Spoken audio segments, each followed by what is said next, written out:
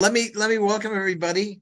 We're talking today in town hall kind of format, roundtable kind of format, about the Inflation Reduction Act, which is one of the largest environmental pieces of legislation in American history. And so we're going to talk a little bit in depth about that and what it might mean. This past year, levels of greenhouse gases in the atmosphere have grown at historically high rates. Just to give you an example of the magnitude of the United States contribution, since the Industrial Revolution began here, the U.S. by far has been the largest single cumulative contributor of greenhouse gases, accounting for more than 22%. That is the equivalent of the cumulative greenhouse gases of 181 countries combined. Wow. As a result of enhanced greenhouse effects, the world's average surface temperature has increased by 1.08 Fahrenheit over the last 100 years. Startling, 20 of the 22 most warm years on record have been in the last 22 years. In Virginia, summer temperatures have risen 1 degree Fahrenheit since 1895, raising the risk of death from heat by about 2.5%. And that's a phenomenon we've seen in Europe, in Asia, and in North America as well. Rising temperatures threaten air quality by intensifying soot and smog pollution and allergy seasons. In Fairfax County, for example, we experienced about 8 unhealthy smog days that put the health of vulnerable populations like children, the elderly, and people with asthma or lung cancer at risk. And by the way, today is one of those days. Glaciers are shrinking. The average thickness of 30 well-studied glaciers has decreased by more than 60 feet since 1980. When I traveled to the Arctic, I saw firsthand a number of glaciers retreating. The associated impact on wildlife was extraordinary, and I talked to scientists at a little scientific town called Ny-Ålesund, studying the devastating impacts of climate change throughout the Arctic. Sea level rise has accelerated from 1.7 millimeters per year throughout most of the 20th century to 3.2 millimeters a year since 1993. And of course, in some areas like Louisiana, where you see the combination of sea level rise and subsidence of land, that gap is even far more dramatic. These figures are devastating, and that's just the beginning.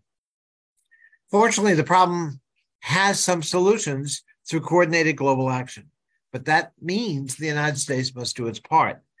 The Inflation Reduction Act, the IRA, is the U.S. down payment on combating climate crisis. It's a game changer for decarbonization.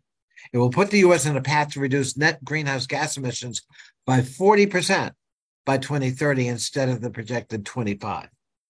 All told, the IRA cuts emissions and increases carbon removal by an additional 660 million metric tons by 2030, beyond what's projected without the IRA.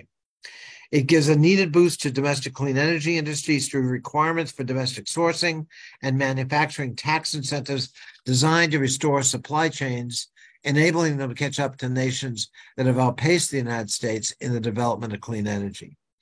The IRA magnifies the strategic advantages our country holds already in natural resources, infrastructure, geological storage, technical expertise, and technology talent.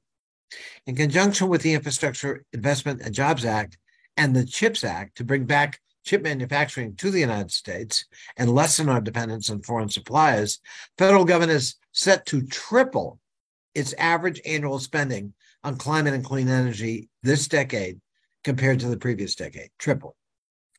Figures from the Congressional Budget Office show climate and energy initiatives in the IRA add up to over $400 billion in new investment over the next 10 years.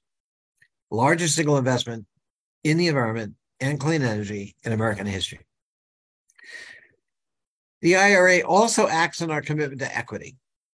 A key insight driving many of the IRA's investments is that federal dollars go a lot further in places that have experienced underinvestment in the private market, often due to historical and ongoing racial discrimination, including low-income and disadvantaged communities that face the greatest effects of climate change, and by the way, often toxicity and pollution as well. $60 billion will be provided for environmental justice for marginalized communities in this bill. Again, the largest single such investment in American history by far. $3 billion of that will be for the environmental and climate justice block grants to reduce pollution and climate risk throughout the community. Hello, my beloved HMTV viewers. I'm here to inform you that U.S. Representative Gerry Connolly of Virginia passed away on May 21, 2025, at the age of 75, following a battle with esophageal cancer.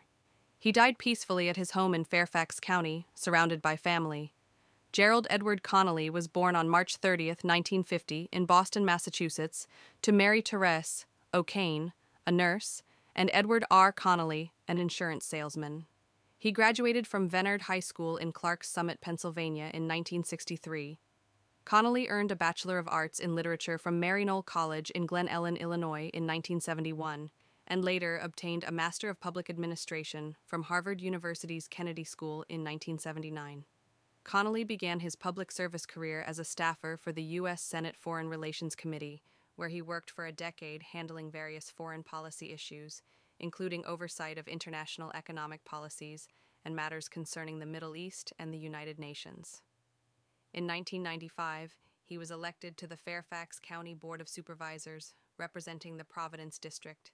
He served as chairman from 2003 to 2009, during which he focused on expanding affordable housing, reducing gang violence, promoting renewable energy, and advancing critical transportation improvements. Under his leadership, Fairfax County was recognized as a best-managed county. Connolly was elected to the U.S. House of Representatives in 2008, representing Virginia's 11th congressional district. During his tenure, he was known for his advocacy of federal workers, environmental causes, and government transparency. He played a pivotal role in modernizing government IT systems, notably through the Federal Information Technology Acquisition Reform Act, FITARA, and was a strong proponent of telework policies. He also served as the ranking member of the House Oversight Committee and was recognized for his efforts to protect democratic institutions and norms. Gerry Connolly was married to Kathy Smitty Smith for over 45 years.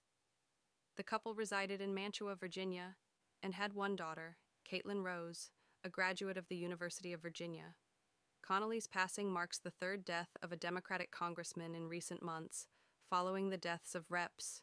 Raul Grijalva and Sylvester Turner. May his soul rest in eternal peace.